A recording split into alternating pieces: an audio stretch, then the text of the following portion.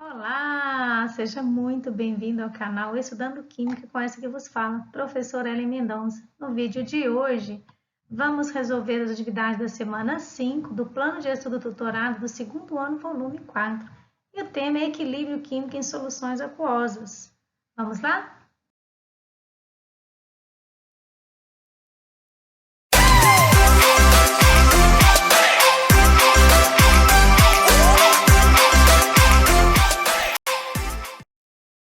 Me conta aí como estão seus estudos. Me conta também qual é a sua cidade, qual é a sua escola. Nos próximos vídeos deixarei um grande abraço para você, um salve para sua escola ou também sua cidade. Não esqueça de registrar nos comentários. Ficarei aguardando. Antes de iniciarmos a resolução das atividades, eu vou deixar com você aqui a aula 6, nos links, na descrição do vídeo e também nos cards, o link da aula sobre equilíbrio ácido-base. E vamos a alguns conceitos importantes antes da resolução das atividades. Sabemos que a água se auto-ioniza, assim como acontece com todas as ionizações, também a água é reversível e vai atingir um equilíbrio químico, que é denominado equilíbrio iônico da água, em que teremos a constante de ionização, que é igual a produto das concentrações de H+, ou H-, dividido aí pela concentração de água. Uma vez que essa concentração aqui equivale a 1, então ela vai fazer parte da constante, ficando aí o produto iônico da água somente com o produto aí das concentrações dos produtos. O produto iônico da água a 25 graus, ele vale 10 elevado a menos 14 mols por litro. E logo, as concentrações de H+ e OH- é igual a 10 elevado a menos 14. As soluções em que a concentração de H+ é igual à concentração de OH-, elas terão características neutras. Já nas soluções em que a concentração de H+ é maior do que a de OH-, terão características ácidas. E nas soluções em que a concentração de H+ é menor que a de OH-, terão características básicas ou também chamadas de alcalinas. Quanto aos conceitos de pH e pOH, em soluções neutras, temos que o pH e o pOH, que é o potencial hidrogênio iônico, igual ao potencial hidróxido iônico, é igual a 7, por isso elas são neutras.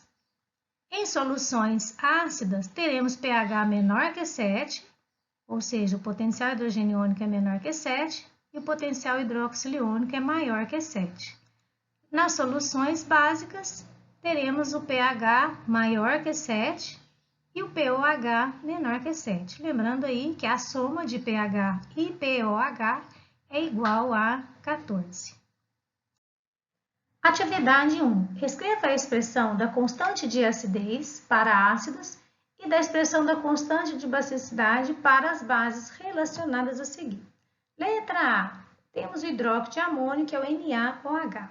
Nós sabemos que em água, o hidróxido de amônio vai liberar como cátion H+, e como ânion OH-. Então, a constante de acidez, de basicidade dessa base vai ficar a concentração dos íons amônios vezes a concentração dos íons OH-, dividido pela concentração do hidróxido de amônio. Letra B.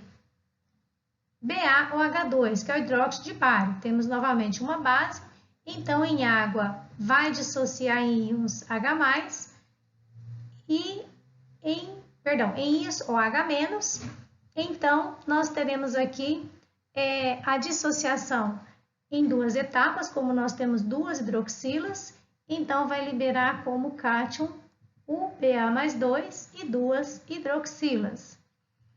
A constante de basicidade vai ficar a concentração dos íons de bário, os cátions de bário, vezes a concentração dos íons de hidroxila. Veja que nós temos duas hidroxilas, então é elevado a 2.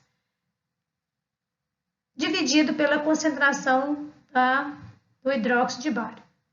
A letra C, nós temos um ácido, então nós vamos utilizar a constante de acidez. Da mesma forma, o ácido H2SO4, ele vai ionizar em 2 etapas, ou seja, libera um H+ em cada etapa. Então, nós vamos ter a liberação de 2 cátions de H+, e um ânion SO4-. E a constante de acidez vai ser igual à concentração dos íons H+ elevado a 2, veja que o coeficiente aqui 2, vezes a concentração dos íons sulfato, dividido pela concentração do ácido sulfúrico. Do HF também vai liberar como cátion H+, como ânion F-, concentração dos íons H+, vezes concentração do íon fluoreto, dividido pela concentração do HF. Assim estão aí as expressões das constantes de acidez e basicidade dessas substâncias. Atividade 2. Após seu desgaste completo, os pneus podem ser queimados para geração de energia. Dentre os gases gerados na combustão completa da borracha vulcanizada, alguns são poluentes e provocam chuva ácida. Para evitar que escapem para a atmosfera, esses gases podem ser borbulhados em uma solução aquosa contendo a substância adequada. Dentre as substâncias listadas no quadro, aquela capaz de remover com maior eficiência os gases poluentes é. Então, veja que esses gases eles vão provocar chuva ácida. Então, a substância em que deve ser borbulhada, a solução aquosa que deve ser borbulhada, é aquela que seja uma solução básica. Então, solução básica ela tem que conter OH-.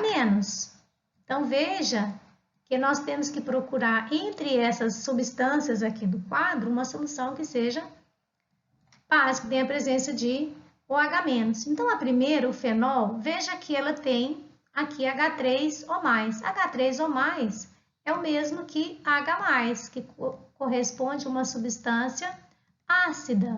Então, nós queremos uma substância básica. Então, o fenol já não serve.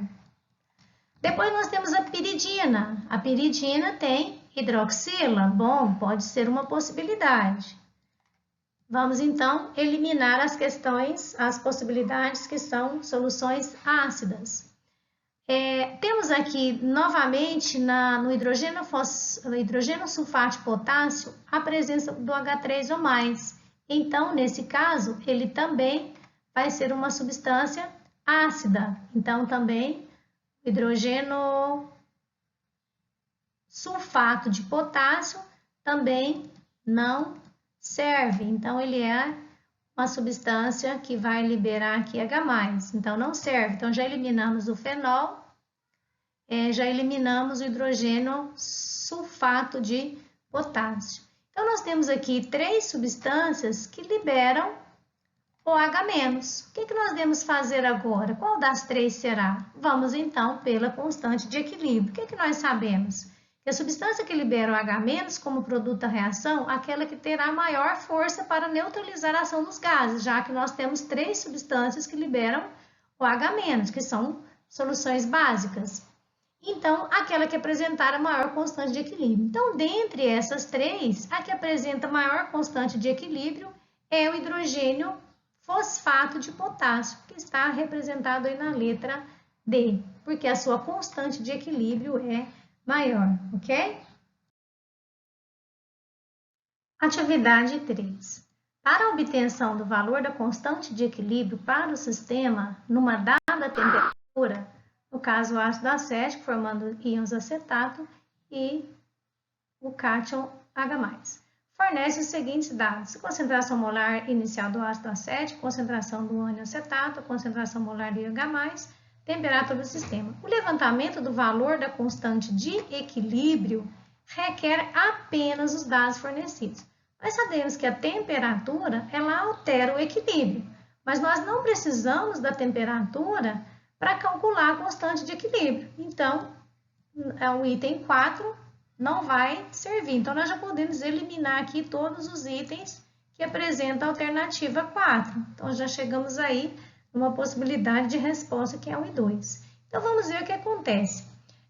A concentração molar do ácido acético, quando nós temos calcular uma constante de equilíbrio, nós precisamos da concentração dos íons e da concentração inicial do ácido, no caso. Então, no item 3 aqui, se nós tivermos a concentração molar do íon H+, então é a quantidade de íons formado. Então, no equilíbrio, nós vamos ter quantidade X de H+ formado. Então, para saber no equilíbrio o que nós temos do ácido acético, então vamos chamar a quantidade de M e o que reagiu de X, porque o que reagiu aqui é proporcional ao que foi consumido. Então, no equilíbrio, nós vamos ter a quantidade molar, que é mols por litro do ácido, menos a quantidade que foi reagida. Automaticamente, nós achamos também a quantidade do íon acetato. Então, nós precisamos da concentração molar do íon H+,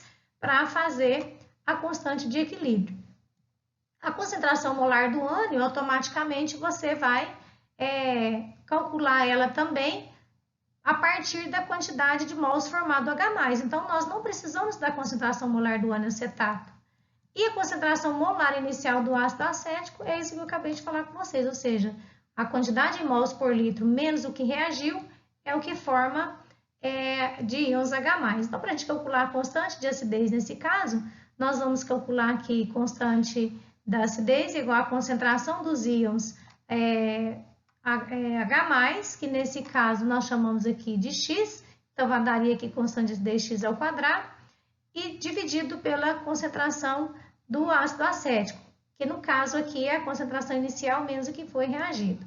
Ok? Então, assinala aí a letra B, 1 e 3 são os dados fornecidos para a gente calcular a constante de equilíbrio.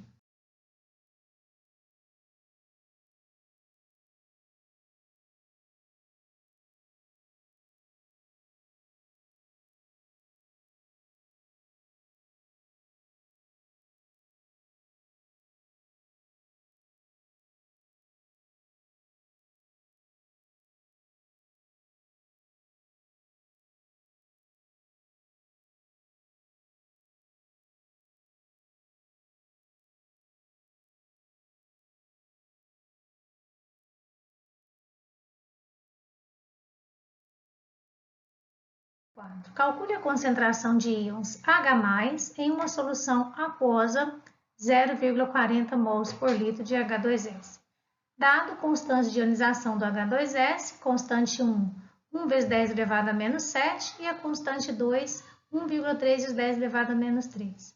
Veja que o ácido sulfídrico, ele ioniza, tem 2 hidrogênios ionizáveis, e a sua segunda ionização, que é a liberação do seu segundo H+, a constante de equilíbrio é um valor muito pequeno. Então, como ele é um valor muito pequeno, nós vamos desconsiderar esse valor nos nossos cálculos, porque como ele é um valor muito pequeno, ele não vai interferir. Então, nós vamos desconsiderar por se tratar de uma constante de ionização muito baixa, a segunda constante de ionização. Então, quando o H+, ele se ioniza em água, ele vai liberar como cátion H+, e o HS- como ânion, que é o valor dessa primeira constante de ionização. Então, inicialmente, 0,4 mols por litro é a concentração do H2S. Então, no equilíbrio, nós temos 0 mols de HS no início. Nós temos 0 mols de HS formado e 0 mols de H+. Então, considerando que o que vai ser consumido é o X, então menos o X é o que será consumido, o que será formado é o X, ou seja, a quantidade ela é proporcional. Então, para a gente saber o que se tem no equilíbrio, agora é só somar. Então, aqui é o que ocorreu na variação, aqui é o que nós temos no final. Então, o final, a concentração final vai ser o 0,40 menos o X, a concentração de íons H+ é o X formado e a concentração de HS- é o X formado. Agora é só a gente calcular a constante de equilíbrio. Veja que nós temos aqui a concentração de H+, nós substituímos por X. A concentração de HS- também nós vamos substituir por X e vamos chegar nesse cálculo, ou seja, X ao quadrado, que é X vezes X, 0,40 menos X, que é a variação da concentração aqui de X. Então, considerando que o 0,4 menos X é um valor muito pequeno, porque a concentração, o que formou, o que foi consumido foi muito pequeno, então nós vamos considerar que esse valor seja igual ou aproximadamente 0,4, para facilitar aqui os nossos cálculos. Então, onde nós temos aqui o 0,4 menos o x, nós vamos considerar apenas o 0,4, que vai ser igual ao 10,7, que é a constante de ionização inicial, porque 1 vezes 10 elevado a menos 7, também nós vamos simplificar aqui o cálculo, só 10 elevado a menos 7. O que nós vamos fazer agora? Multiplicar cruzado. Então, vai ficar aqui x ao quadrado é igual a 4 vezes 10 elevado a menos 1. Aqui eu já transformei o 0,4 por 4 vezes 10 elevado a menos 1, para facilitar também os nossos cálculos, vezes a concentração 10 vezes elevado a menos 7, que vai dar aqui 10 elevado a menos 8. Como nós temos raiz quadrada aqui, então nós vamos extrair a raiz quadrada. Raiz quadrada de 4 é 2, e a raiz quadrada de 8, então, é dividir o 8 por 2. Então, vai dar 2 elevado a menos 4. Então, aqui já é a concentração de H+, que é o X que nós colocamos aqui inicialmente, certo? Então, a concentração de íons H+ nessa solução é 2 vezes 10 elevado a menos 4, ok? Chegamos ao final da correção das atividades. Se você gostou, clica aí no joinha.